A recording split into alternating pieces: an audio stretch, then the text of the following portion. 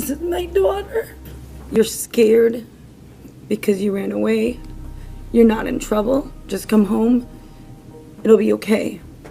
This incident is quite a chilling one. A young girl gets a friend request on Facebook which appears to be harmless. Convinced that the requester is someone familiar, she agrees, paving the way for several weeks of chatting. In time, they agree to a face-to-face meeting. Unfortunately, that was the final sighting of her. Her sudden absence ignited a desperate hunt, prompting everyone to question what became of this teenager who was operating behind the screen and the circumstances that led to her abrupt disappearance. Is she in the water? I don't know. Is she in the woods? I don't know. Is she underground? On May 12, 2013, it was Mother's Day, and the family of Nichole Cable, a 15-year-old girl, had gathered together just before 9 p.m. Christine Wiley, Nichole's mother, had enjoyed the day with her loved ones, receiving all the wonderful presents a deserving mother should on this exclusive day. Among the gifts was a handmade card from her eldest daughter, her very first card ever created for her mother. The evening of the tranquil Sunday was made more pleasant by the occasional breezes. Right before 9 p.m., a gentle rainfall lasted for a short while. This was typically the hour when many would start contemplating their departure to the world of dreams, bracing themselves for the forthcoming challenges of Monday. Located on the outskirts of Bangor in Penobscot County, Maine, Glenburn is usually peaceful, especially on nights like tonight. Nichole stepped out of her room informing her mother that her friend, Brian Butterfield, was going to leave something down the driveway for her, and she wanted to go and collect it. Although her mother knew about Brian, she had never met him. She reminded Nichole of the rule about not going anywhere with Brian before allowing her to go and see him. In an unsuspecting manner, Christine Wiley retired to her slumber, clueless of the approaching circumstance. Subsequently, a young lady strolled off into the obscurity of the driveway, drifting away from the premises of the house into oblivion.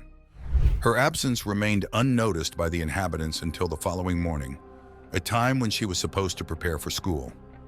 An awful event had occurred on that desolate path of tranquility. Christine later revealed to the authorities that she usually accompanied Nichole to school during the mornings. However, Nichole did not rise and prepare herself as usual when Christine emerged from her bedroom.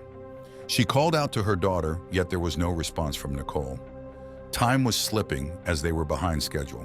A quick search in her bedroom, followed by the rest of the house, revealed that she was nowhere to be found. Understanding that Nichole, akin to many adolescents, was almost always connected to her mobile phone, an immediate call was made. But there was no success. The call went directly to voicemail. Nichole's preferred method of communication, texting, didn't receive any replies from her friends and family either. We woke up at like 7:15, which is really late because that's what time Nichole and I need to be leaving the house. I went out into the living room, no TV on. It was so quiet. And I said, Jason, there's something wrong. Nichole's not here. Nichole's gone. While he's looking outside, I'm calling her cell phone, and it's just going right to voicemail. Her whereabouts remained a mystery to all. A friend, as stated in the affidavit, received a text from Nichole at precisely 9:18 p.m. on the prior Sunday. It indicated that Nichole was about to meet Brian Butterfield at the driveway's end, but no subsequent text came from her. In a state of panic, Nichole's mother placed a call to the Penobscot County Sheriff's Office. It was Monday at 8:27 a.m., and she was reporting her daughter missing. Authorities informed her that Nichole had likely not been absent for a sufficient duration to be classified as missing, pointing out that it's common for teenagers to return soon after leaving without notice. Furthermore, several police departments have eliminated the former requirement to wait 24 hours before reporting a person as missing due to past tragedies where immediate action could have prevented harm. However, Penobscot County's officials preferred to delay immediate action. Christine Wiley, however, had no intention of waiting. She quickly collected her daughter's pictures, created missing persons flyers, and started printing them. Together with friends and family, they posted these flyers all over town. Afterwards, she made her way to the local press, attempting to rally the community's support and imploring Nichole to return home if she had the opportunity. This is my daughter. You're scared because you ran away. You're not in trouble. Just come home. It'll be okay. And if somebody has her, I don't care. Just take her to a gas station, a park, anywhere. Whatever's going on. I don't know what to say. We're waiting for you. I'm waiting for you to call me. On the following day, dedicated members of the Penobscot County Sheriff's Office got involved and started their investigation thoroughly. Using every available means, they initiated an immediate sweep of the local area, contacted Nichole's acquaintances, and notified state resources to keep an eye out for the missing young lady. As you know and heard earlier, that on Monday, the 13th, the Penobscot County Sheriff's Office responded to a missing person report. Christine Wiley reported that her 15-year-old daughter, Nichole Cable, was last seen on Sunday evening at her Glenburn home. Sheriff's deputies released a statewide attempt to locate, file, and conducted several interviews and leads with the help of Nichole's family and friends. As the investigations progressed, several other agencies were brought in for assistance. Our agency has utilized assistance from federal, state, county, and municipal agencies. We want the public to know we are using every available resource necessary to help locate Nichole. The primary measures they adopted involved investigating Brian Butterfield and examining Nichole's digital footprint. Nichole's friends' information led the investigators to discover where Butterfield resided on Balling Drive in Bangor, Maine, merely 20 minutes away from Wiley residence. Detective Andy Whitehouse from the Penobscot County Sheriff's Office planned to interview Butterfield on the following Tuesday morning. Brian Butterfield, who was 19 years old, had attended the same high school as Nichole and was familiar with her. After completing his education at Old Town High School a year earlier, their friendship continued, although they hadn't communicated in some time. The Brian Butterfield that the deputy was speaking to looked absolutely nothing like the Brian Butterfield that Nichole had been communicating with. There was no resemblance whatsoever. You can tell sometimes when someone has no idea what you're talking about. Brian Butterfield knew absolutely nothing about what he was referring to and about his communication with Nichole.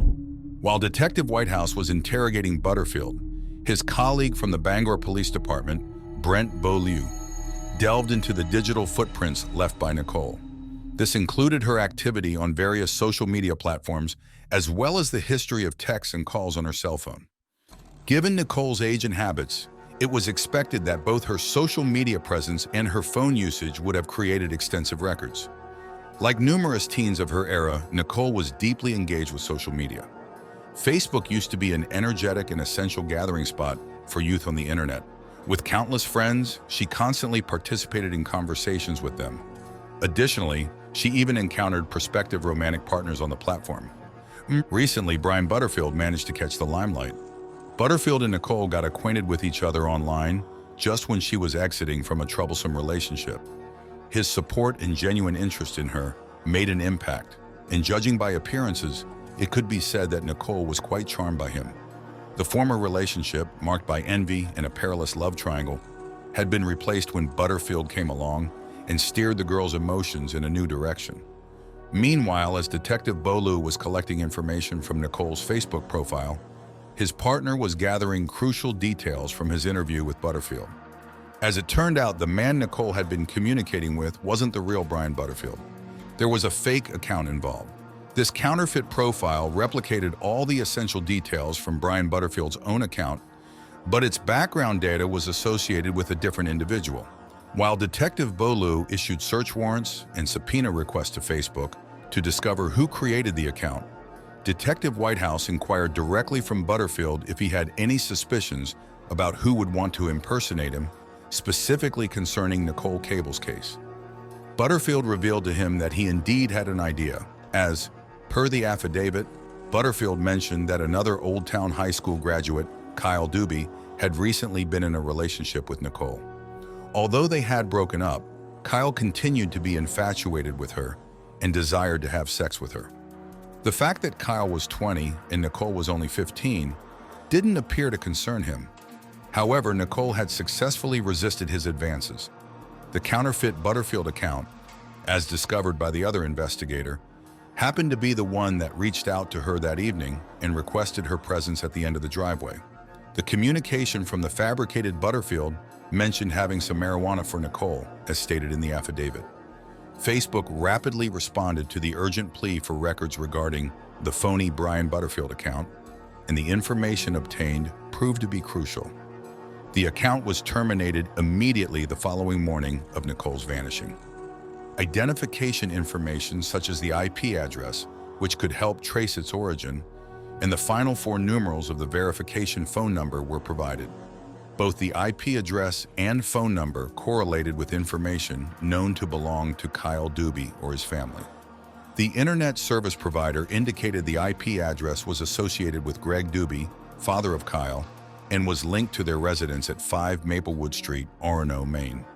Authorities planned to visit the premises to interrogate Kyle regarding his knowledge. The spotlight turns to Kyle next. In the past, Kyle was known in his neighborhood as a petty miscreant, having been apprehended on 2 occasions for attempting to unlawfully take possession of cars, or having a loaded gun or a crossbow in his transport. Punishments were meted out in the form of fines for these infractions, but this was some years ago. More recently, he's been devoting time to raising his 4-year-old daughter within his parents' residence, while pursuing an education at Eastern Maine Community College. Kyle was in the process of fixing his life, studying auto repairs while holding jobs at a local gas station and caring for a disabled individual. However, his future had a shadow. By the time investigators arrived at the Dubai household, Kyle was already a familiar name. He was on the verge of a 90-day imprisonment at the Penobscot County Jail in Bangor for a motorcycle chase and consequent accident, which led to charges such as evading the police, dangerous driving, and statutory speeding. In the narrative provided by law enforcement, Kyle chose to instigate a high-speed pursuit with them, stretching from Orono to Howland, Maine along the I-95. The chase saw speeds skyrocketing to a mind-boggling 150 miles per hour. He managed to avoid 2 makeshift roadblocks before finally veering off the highway via a ramp towards the town of Howland. As he neared the end of the slope, he ran into a law enforcement vehicle. Despite being apprehended, Kyle declined medical examination for potential harm. Interestingly, Kyle had only procured his motorbike provisional license a mere 3 days before the pursuit. Kyle was hardly a stranger to the local law enforcement, to put it mildly. He found himself once more in the position of potentially being more than just an individual of interest. Nonetheless, the case was plagued with an abundance of unresolved queries. Another factor was his live-in girlfriend, Sarah Mersinger, who shared the home with him and his family. Nichole and Kyle began their friendship on Facebook, seemingly reconnecting from their overlapping time in high school when she was a freshman and he was a senior. Over the course of a year, her online presence flourished, potentially even exceeding her growth in person. As their bond grew stronger, they developed mutual feelings for each other. Eventually, Kyle met her parents, a prerequisite established by Nichole's mother before permitting her to date anyone. The couple had a handful of outings together, during which he introduced her to Savannah, his 4-year-old daughter. Reportedly, the introduction went smoothly until Sarah came home and confronted Nichole, causing the little girl to flee. In the following days, Sarah bombarded Nichole with a barrage of text messages, warning her of physical harm if she was found communicating with Kyle again. At a certain juncture, a statement with several misspelled words appeared on Kyle's Facebook profile. It is unclear if it was Kyle himself or if Sarah posted it on his behalf. Online analysis of their relationship showed she had severed all communication with Kyle. Kyle didn't mention Nichole in any of his posts until after her disappearance. He uploaded her missing persons poster to his Facebook the very next day, and subsequently offered to babysit Christine Wiley's youngest daughter while Christine was busy with the search efforts. After examining online evidence, conducting initial investigations, and interviewing individuals, the search for Nichole commenced throughout the community. Local and state agencies, along with numerous volunteers, scoured both urban and wilderness areas. In total, approximately 500 people participated in the increasingly desperate search for Nichole as hours and days went by. On the evening of May 14th, the investigation took a significant turn as key pieces of evidence were unearthed. While combing through the forested vicinity along Spruce Lane, not far from Nichole's residence, Detective Bill Flagg stumbled upon a series of discarded items. A dark blue beanie altered to function as a mask, one sock, and a lone black sports shoe. These items were found strewn close to the junction with Route 221. Swift action was taken to preserve the evidence in evidence bags, which were then expedited to the Maine State Police Crime Lab for thorough examination. The following morning at 9:10, officers from the Maine State Police Major Crimes Unit, stationed in Bangor, Maine, sat down with Kyle Dube for an interview. Detective Jay Pelletier and Detective Thomas Pickering carried out the questioning. We know that Brian Butterfield was created from a computer at your home, and we know this. We know that account was accessed from your cell phone to contact Nichole. Those messages came from that phone. All 120 logins to Brian Butterfield's account came in from your phone. I've never, ever logged on to a Brian Butterfield account. Have you ever seen this before? Does that look familiar to you at all? It should, because it has your DNA on it. Is she in water? I don't know. Is she in the woods? No. Is she underground? While there are indications suggesting Kyle's involvement, investigators are aware that there are unresolved mysteries remaining, particularly the one concerning the whereabouts of Nichole, who has not been discovered alive or deceased. Their knowledge also includes the fact that in the forthcoming days, Kyle is due to serve his sentence at the local correctional facility. They closely observed him. However, the young man didn't engage in any unusual activity, nor did any fresh leads emerge. Come the designated day, Kyle is delivered to the Penobscot County Jail by his parents.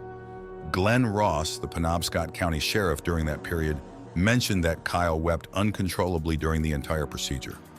Due to his extreme distress and desolation, Kyle was quickly separated from the other inmates and put on suicide watch after being registered into the system. There are instances where young lawbreakers experience immense emotional turmoil as they start serving their sentences, realizing the consequences of their poor choices. It could be possible that Kyle was going through this, or maybe he had an even greater burden weighing on his heart. Standing in his jail cell, Kyle was about to be betrayed by Sarah. According to documents, Detective Jennifer Fisk interviewed Sarah on Monday, May 20th, where she revealed that Kyle had confessed to killing Nichole and disposing of her body.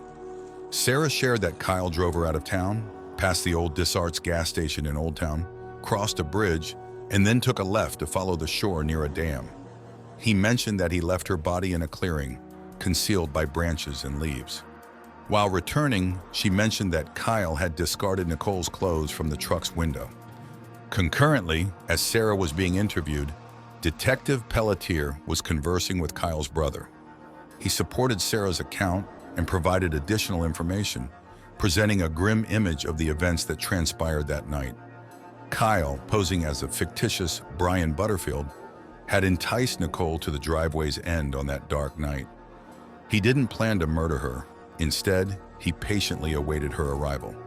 As she approached, he donned a dark mask and suddenly sprang out of the shadows, seizing her.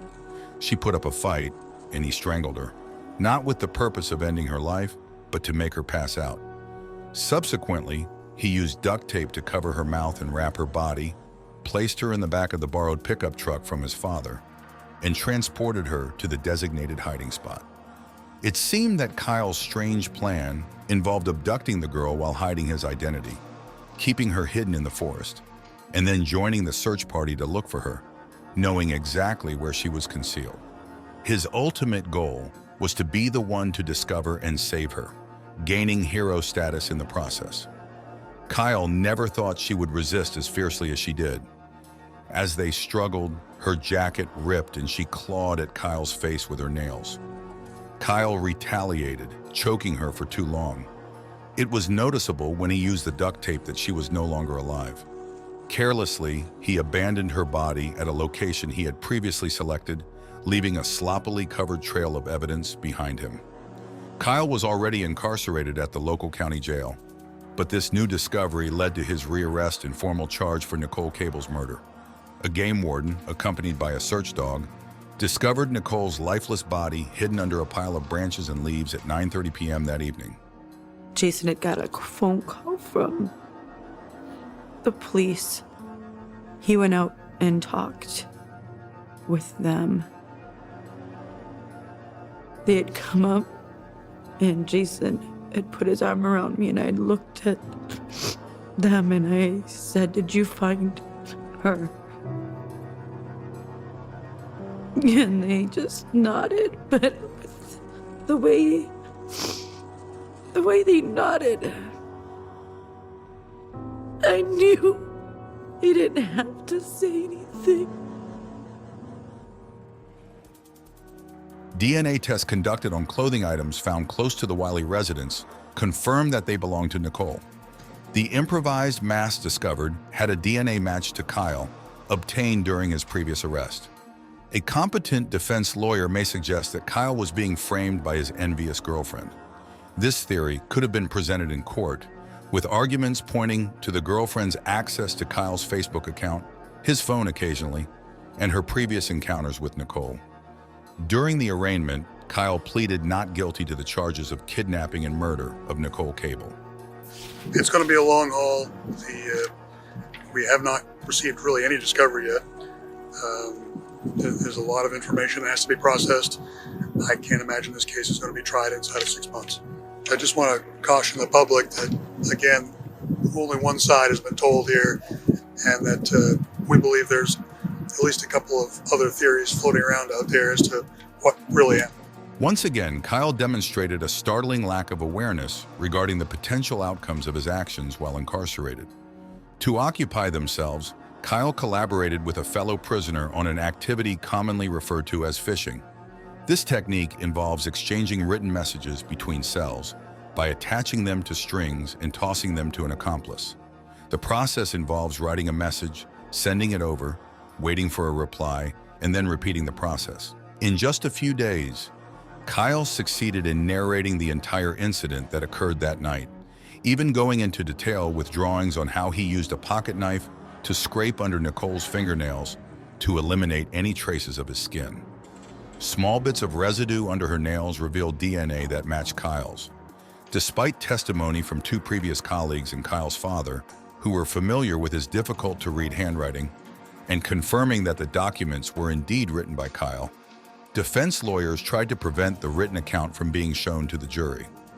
Ultimately, the DNA and electronic evidence, such as Kyle's cell phone pings on the night of Nichole's disappearance, placed him both at her house and the location where he concealed her. This clearly implied his guilt. In an attempt to save Nichole's family from the ordeal of a court case, state prosecutors presented Kyle with a plea deal. However, he declined the offer, resulting in a trial spanning 9 days. He brutally murdered a 15-year-old girl, left her like a piece of garbage out in the woods,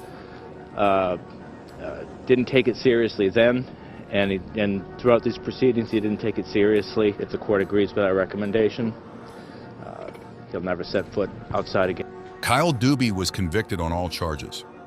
I just felt like I just wanted him to, at that moment, take some responsibility, show some remorse. He's shown remorse for himself only. He hasn't shown remorse or compassion for what he did to Nichole, what he's put her family and friends through. It's about him. For him, it's all about him and nobody else. And that that just shows just how evil he is. He's evil. I believe he's just pure evil. Kyle might spend his entire life behind bars, or maybe he'll experience freedom when he's extremely aged. He robbed a youthful, lively girl of her life, a life that her friends and family would deeply miss.